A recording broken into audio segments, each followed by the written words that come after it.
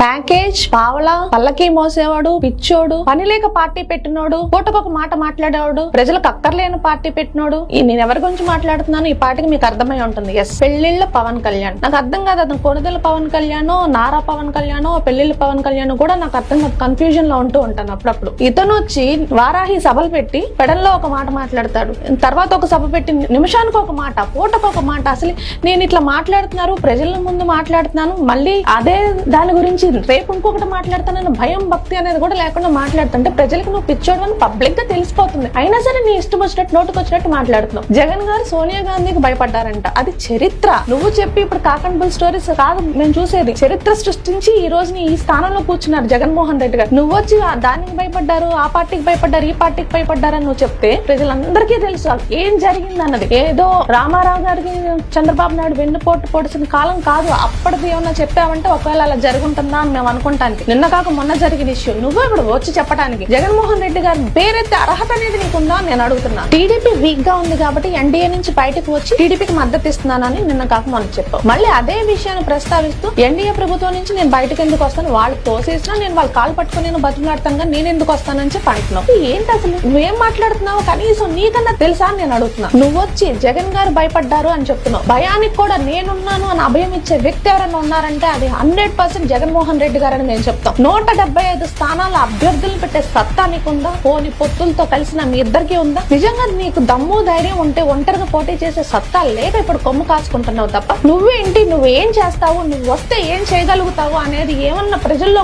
వచ్చి మాట్లాడగల సత్తా కూడా లేనోడు. నువ్వు వచ్చి జగన్మోహన్ రెడ్డి గారి పేరెత్తుతున్నావు.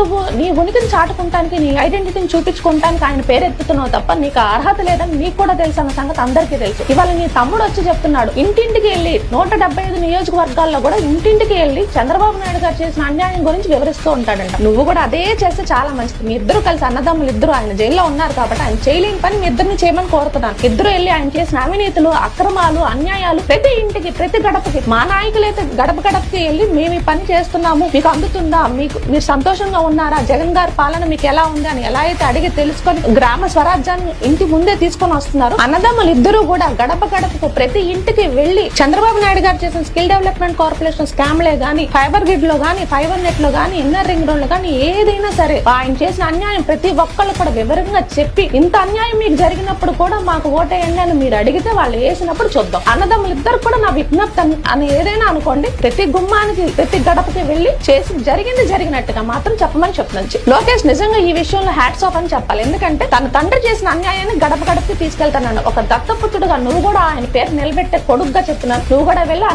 అన్యాయాన్ని ప్రతి గుమ్మానికి తెలియజేయాలని కోరుతున్నాను. Please subscribe .news